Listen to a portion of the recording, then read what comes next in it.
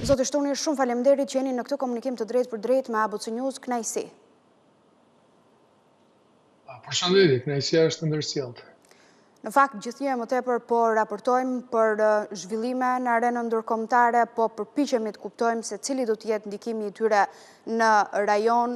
Dinamikat janë të forta, janë të shpejta, ndërkohë që flasim për Rusi e Ukrainë, ndërkohë që flasim për Izrael dhe përballjen e tyre me Hamasin, flasim sot edhe për një konflikt apo për tensionet ngritura mes Pakistanit dhe Indis. Një koment parë, ju lutem, për çfarë po ndodh në arenën ndërkombëtare? Sa i përket arena ndërkombëtare është e mbarshur me shumë sfida, të jetë më tepër sfida se që është e zakonshme, duket se është pjesë e ndryshime të mëdha gjeopolitike. Pra është një reagim në katër anët i gjithë aktorëve në aspektin gjeopolitik, ndaj ndryshimeve rrjedhësore që po ndodhin në rendit global, që po reflektohet më së fundi në një nga përplasjet më të rrezikshme për mendimin tim, që është ai midis Indis dhe Pakistanit, shumë shqetësues, është realiteti atje. Është një konflikt i cili mendoj i ka vënë të dyja palët në prag të luftës, dhe ka disa faktorë aty, ka faktor edhe historik edhe gjeopolitik, të cilët pak a shumë i përmenda në fillim. Është një konflikt jashtëzakonisht i rrezikshëm për faktin se të dyja palët janë të armatuar nukleare. Dhe duhet shikojmë a do të sjellë realisht në një përplasje të madhe, dhe kjo do të varet, siç e thash, nga disa faktorë. Faktori që duhet shohim është ai historik, se kanë një histori shumë të gjatë përplasjesh, pikërisht në Kashmir, dhe dimensioni pastaj gjeopolitik, varet se si do të reagojnë edhe forcat e mëdha, po flas për Shtetet Bashkuara, për Kinën, Rusinë e kështu me radhë. Kështu që kjo do të shpaketuar nëse doni e bëjmë. Unë kam shumë dëshirë në fakt ta çpaketojmë dhe ta zbërthejmë në element, po ashtu kam edhe shumë pyetje duke dashur të zbresim gradualisht tek rajoni. Ndaj, po eci përpara. Nga krahu tjetër, ne e tham, kemi një tjetër konflikt dhe kemi një element shumë të rëndësishëm që janë Shtetet e Bashkuara të Amerikës, është Rusi-Ukrainë. Qëndrimi i Donald Trump edhe nga ish-presidenti i SBA-ve Biden në një intervistë për BBC u diskutua. Ai tha se ka një sjellje të butë, pra nëse më lejon ta perifrazoj kështu ndaj Putin. Po ka edhe një element interesant, se është presidenti Vučić i rajonit, për ta lidhur kështu me zhvillimet që na intereson, që është nisur drejt Moskës. Çfarë po ndodh? Të gjitha janë të ndërlidhura dhe prandaj fillimi i përgjigjes është pikërisht tek fundi i përgjigjes që dash më përpara, që ka ndryshime, ka një ndryshime sismike në rendin global, dhe po e filloi pikërisht tek India me Pakistanin. Ato kanë luftuar një 3-4 herë me njëra tjetrën prej 47-s, ku u krijuan si shtete me rënien e perandorisë britanike, dhe pastaj me konfliktet mbi Kashmirin territoriale, po dhe krimin e Bangladeshit 71-shin. Ka ndryshuar dinamikat, Shtetet e Bashkuara kanë qenë më pranë me Pakistanin, tani Pakistani është afruar më shumë me Kinën, kurse India është ofruar më afër me Shtetet e Bashkuara. Dhe Kina është një vend komshi aty, i ka të dy në kufi, edhe Indinë edhe Pakistanin. Kështu që ka dimensionin historik që thash, luftrat e vazhdueshme, përplasje midis tyre, po është edhe aspekti gjeopolitik. Dhe nëse shikojmë pastaj të kalojmë te Rusia dhe Ukraina, aty kemi edhe një ndryshim të qasjes së Shtetet e Bashkuara, pikërisht sepse në thelb të strategjisë së administratës Trump është synimi për ta tërhequr Rusinë larg Kinës në këtë përballjen e forcave të mëdha, e forcave, do të thënë, e fuqive të mëdha, siç është Shtetet e Bashkuara me Kinën. Pra, çdo gjë është e ndërlidhur, është një farë një rikalibrim i politikës jashtme të Shtetit Bashkuar, sidomos ndaj Rusisë, për ta tërhequr larg domethënë përqafimit të Kinës, dhe prandaj ka qenë edhe një qasje, le të themi, më e butë e administratës Trump ndaj Moskës, ndaj Kremlinit, po ta krahasojmë me qasjen e administratës më përparshme të zotit Biden,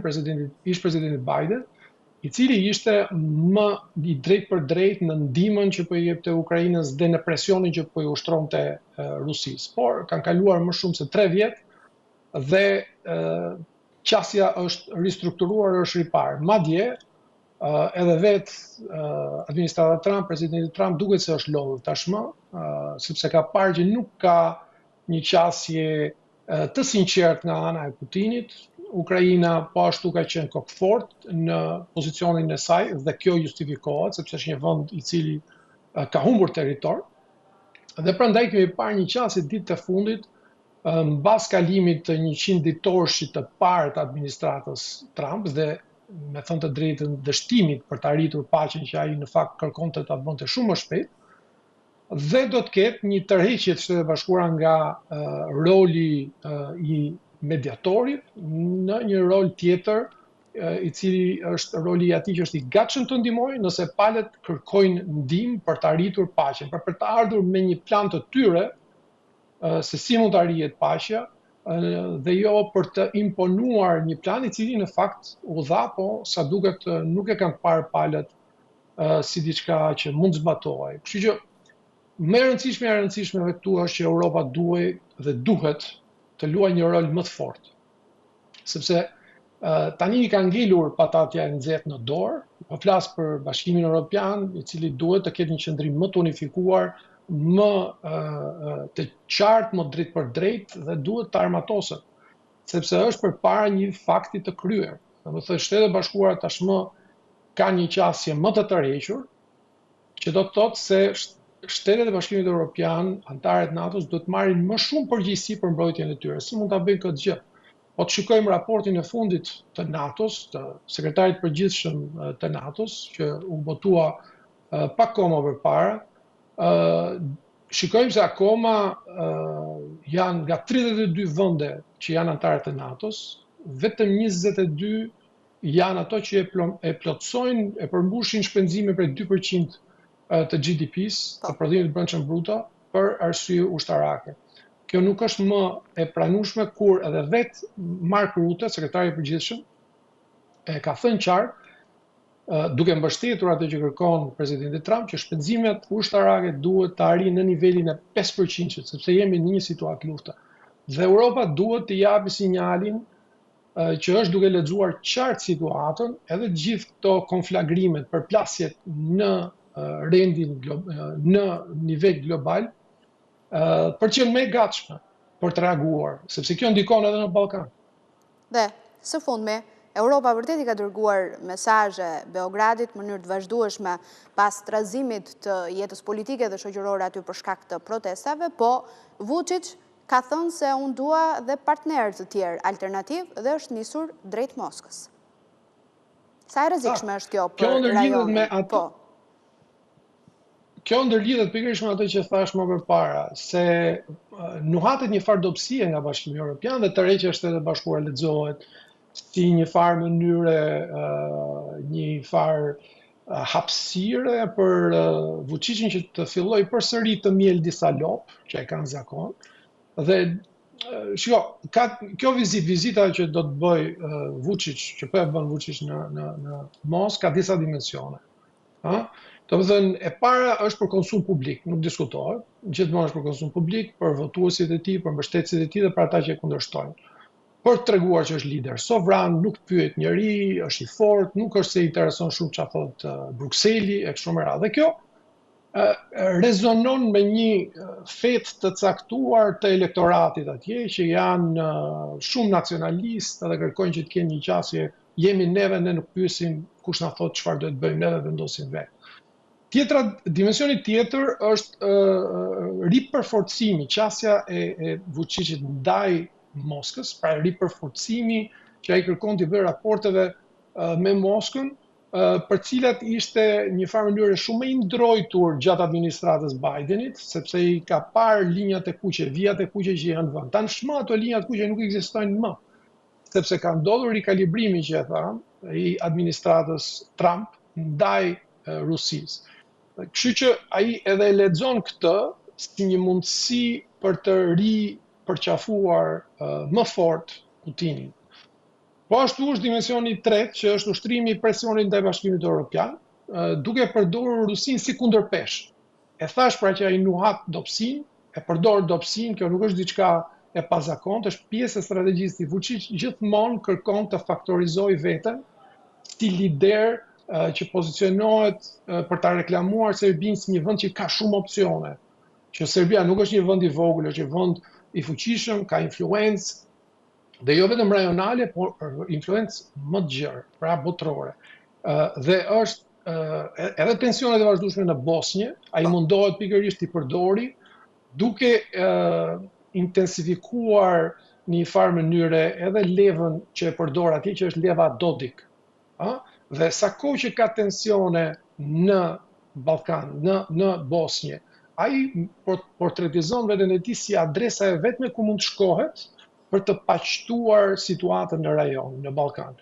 Pra, kjo vizitë në Moskë përbën ka disa dimensione, ai është duke munduar ta paraqisë veten si të pavarur, sovran, të fortë, por edhe duke ushtruar presion ndaj Bashkimit Evropian, që ta kuptojë që Bashkimi Evropian mund të thotë çfarë të dojë, po Serbia dhe Vučići janë të pavarur, kanë politikat e tyre, kështu që Bashkimi Evropian po sfidohet. Dhe tani duhet të shohim se çfarë, si do të reagojë, sepse nëse Bashkimi Evropian ka dhënë një farë sinjali që do të ketë një kosto, atëherë cila do jetë kostoja?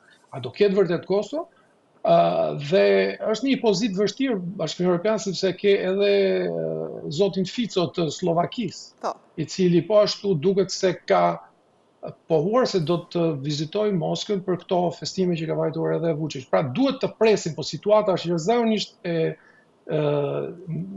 jashtëzakonisht problematike, ka shumë ndryshime dhe këtu duhet lexohet mirë situata që po e përmend edhe në Kosovë. Pikërisht për shkak të vakumit jashtëzakonisht problematik dhe të kushtueshëm institucional që është duke ndodhur krizës politike dhe krizës institucionale, që është duket se po vazhdon të hyjë në një kapitull të ri pas refuzimit të ofertës së LDK-s për një qeveri tranzicioni e cila do jetë me bazë të gjerë. Kjo është shumë problematike, jashtëzakonisht problematike. Zotë Shtuni, ju falenderoj shumë për analizën tuaj. Kënaqësi si gjithmonë. Kënaqësia është e ime gjithnjë.